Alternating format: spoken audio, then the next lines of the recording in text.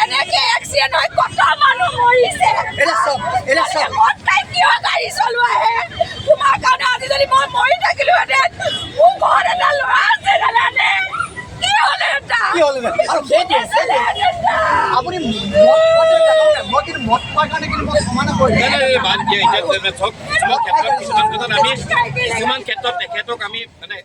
যোৰহাট বৰুৱা চাৰিআলিত মদ্যপান কৰি অহা যুৱকে খুন্দিয়ালে মহিলাক। ঘটনাক কেন্দ্ৰ কৰি উত্তপ্ত পৰিস্থিতি। পথ সুৰক্ষাৰ সজাগতামূলক বাতৰনাট। যোৰহাট বৰুৱা চাৰিআলিত সংঘটিত হ'ল পথ দুৰ্ঘটনা। দুৰ্ঘটনাক কেন্দ্ৰ কৰি এক হুলস্থুলীয়া পৰিৱেশৰ সৃষ্টি। এখন স্কুটিত অহা এজন যুৱকে খুন্দিয়ালে এগৰাকী মহিলাক। হেলমেট পৰিধান নকৰাৰ উপৰিও মদ্যপান কৰি স্কুটি চলোৱাৰ ফলতে এই ঘটনা সংঘটিত হয়। ঘটনাত মহিলাগৰাকী গুৰুতৰভাৱে আহত হয়। ৰ'ব, এয়া আচলতে এখন বাতৰনাটহে। পথ সুৰক্ষা, মদ্যপান কৰি যান বাহন চলোৱা, হেলমেট নিপিন্ধাকৈ যান বাহন চলোৱা আৰু ছিট বেল্ট নমৰাকৈ যান বাহন আইন নামানি যান বাহন চলোৱাত সঘনাই বহুতো সৰু বৰ পথ দুৰ্ঘটনা সংঘটিত হৈ থাকে। সেয়েহে পথ সুৰক্ষা সজাগতাৰ বাবে যোৰহাট জিলা পৰিবহণ বিভাগৰ উদ্যোগত যোৰহাট বৰুৱা চাৰিআলিত কলাভূমিৰ তৰফৰ পৰা প্ৰদৰ্শন কৰে এখনি বাতৰনাট। পৰিচালক অভিনেতা দীপক নাথৰ পৰিচালনা আৰু ৰচনাৰে পথ সজাগতামূলক এই বাতৰনাটখনিত অভিনয় কৰি সকলো ৰাইজক সজাগতামূলক বাৰ্তা দিয়ে গায়ত্ৰী দেৱী, প্ৰশান্ত হাজৰিকা, পূজা আৰু চন্দন ঠাকুৰে।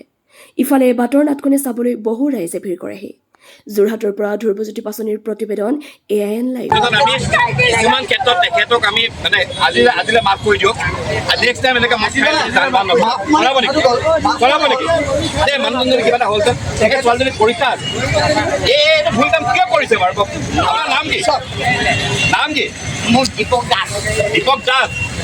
ঠিক আছে, আপুনি চব দাস ডাঙৰীয়া, আজিৰ পৰা এইটো কাম ভুল নকৰিব, হ'ব?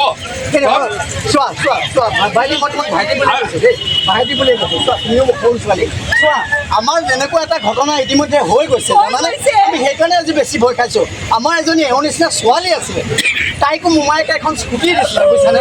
মোমায়েকে এখন স্কুটি দিছিলে, কিন্তু হেলমেট নোহোৱাকৈ চলাই যোৱাৰ কাৰণে বাটত এক্সিডেণ্ট হৈ এতিয়া সেইজনী ছোৱালী আমাৰ নাই আমাৰ ভাবি চাইছা? সাধাৰণ এটা ভুলৰ কাৰণে আজি মোৰ মাজত মোৰ ছোৱালীজনী নাই। আমাৰ ছোৱালীজনী নাই। তোমালোকে কেলে ভুল কৰা? মোৰ ভুল হৈছে, মই কথা পাতি ৰাস্তা ক্ৰছ কৰিব নালাগিছিল। মোৰ ভুল হৈছে, ৰাস্তা ক্ৰছ কৰোঁতে ফোন ব্যৱহাৰ কৰিব নালাগে। সেইমতে এওঁলোকেও হেলমেট পিন্ধি আহিব লাগিছিলে। আজি মোক সামান্য ভুলৰ কাৰণে আজি জীৱনটো গ'ল। আমি ৰাস্তা পাৰ হওঁ কোনেও মোবাইলটো ব্যৱহাৰ নকৰোঁ দেই, অলপ সাৱধান হ'ব লাগিব। মোৰো ভুল আছে, সকলোকে মই একেলগে অনুৰোধ কৰিছোঁ, মোৰ ইচ্ছা যাতে আনৰ দফা নহয়। বুজাই থওঁ পৰীক্ষা শেষ হোৱাৰ পাছত আপোনাৰ ঘৰ ক'ত? মোৰ ঘৰ এইফালে লেচুবাৰীত গৈ তুমি খবৰ কৰি আচ্ছা, এই ৰাইজে যিসকল ৰাইজে এইটো এক্সিডেণ্টত দেখিলে, এই এক্সিডেণ্ট হোৱাৰ পাছতো আমি কিন্তু কেতিয়াও সজাগ নহওঁ। তথাপিও আমি সদায় ছিট বেল্ট পৰিধান নকৰোঁ, সদায় তীব্ৰ গতিত চলাওঁ, তাৰ পাছত মদ্যপান কৰি গাড়ী চলাওঁ। আৰু এই কুঁৱলী যেতিয়া হয়, কুঁৱলী সময়ত কেনেকৈ যান বাহন চলাব লাগে সেই কথাটো আমি জানিব লাগে। আৰু দ্বিতীয়তে ৰাতি যেতিয়া আমি গাড়ী চলাওঁ, সদায় ইফালৰ পৰা আহে গাড়ীখনক আমি আপাৰ ডিপাৰ লাইটৰ বিমটো, হাই বিম, ল' বিম এইটো ব্যৱহাৰ কৰিব জানিব লাগে। আৰু দ্বিতীয়তে হঠাতে যিকোনো জেগাত অভাৰটেক কৰিব নালাগে। সোনফালে গ'লে ছিগনেল দিলে সোনফালে গ'লে সোনফালে ছিগনেল আগতে দিব লাগে, বাওঁফালে গ'লে বাওঁফালে ছিগনেল দিব লাগে। এই নিয়মবোৰ মানি নচলাৰ কাৰণে আমাৰ ভাৰতত কেঞ্চাৰ ৰোগীতকৈ বেছি সংখ্যক মানুহ মৃত্যুমুখত পৰিছে জানানে? বিগত বৰ্ষত 1,80,000 মানুহ, 1,80,000 মানুহ অকল এই যান বাহন দুৰ্ঘটনাত মৰিছে।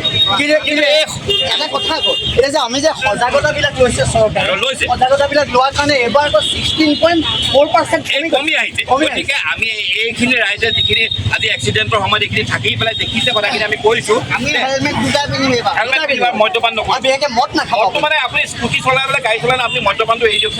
আৰু এটা কথা মই মদ খাই আহিছে, মাৰিছে, আপুনি মদ খাই আহিছে আৰু এফালে মিনাৰেল ৱাটাৰ খাই আহিছে, হয় নাই? আপুনিতো মিনাৰেল ৱাটাৰ খাই আহিছে, আপুনি ইফালে যাওক। আপুনি একেলৰ নিচিনাকৈ সদায় আপুনি একেটা জেগাত থাকিব, একেটা মদ নাখাব, একেটা মদ নাখায়, একেটা যেনেকৈ ঠাণ্ডা পানী খায়।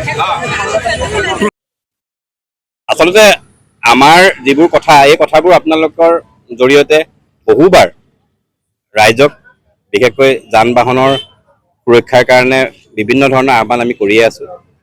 বিভিন্ন প্ৰচাৰ মাধ্যমতো কৰা হৈছে, তথাপিও ভুলবোৰ হৈ থাকে। আমি জানি বুজি দুৰ্ঘটনা কৰোঁ, দুৰ্ঘটনা হওঁ বুলি নহয়, কিন্তু কিছুমান দুৰ্ঘটনা জানি বুজি কৰা হয়।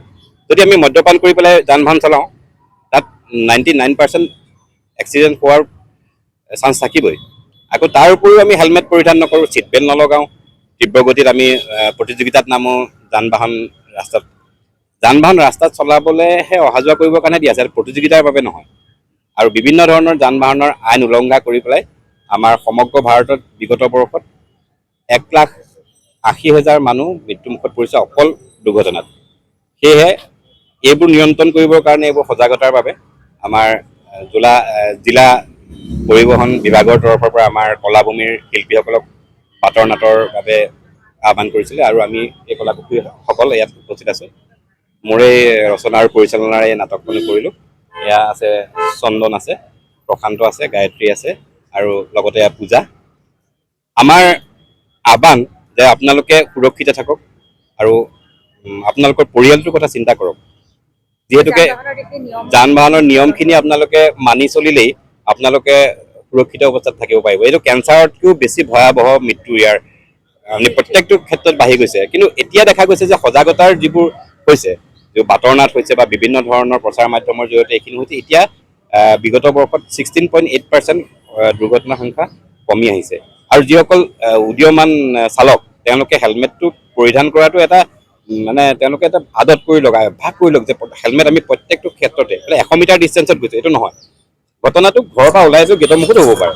গতিকে আমি এইখিনিকে কৰিছোঁ আৰু আশা কৰিছোঁ আপোনালোকৰ জৰিয়তে, আমাৰ এই বাটৰ নাটৰ জৰিয়তে অলপ সজাগ হ'ব আৰু দুৰ্ঘটনা হ্ৰাস হ'ব, পৰিয়াললৈ হাঁহি বিৰিঙি আহিব। আৰু এই যোৰহাট পৰিবহণ বিভাগৰ এই প্ৰচেষ্টা অব্যাহত থাকক। তেওঁলোকে বিগত আজি বহু বছৰ ধৰি এনেধৰণে বাটৰ নাট কৰিছে, সজাগতা সভা কৰিছে, আৰু ৰাইজে আদৰি লৈ, নতুন প্ৰজন্মই আদৰি লৈ পথ সুৰক্ষাৰ ক্ষেত্ৰত অকণমান নিজকে মনোনিৱেশ কৰিলে জীৱন সুৰক্ষিত হ'ব। যিকোনো খবৰ আৰু বিজ্ঞাপনৰ বাবে যোগাযোগ কৰক 7896121996, লগতে 7002537271 আৰু 9854011916।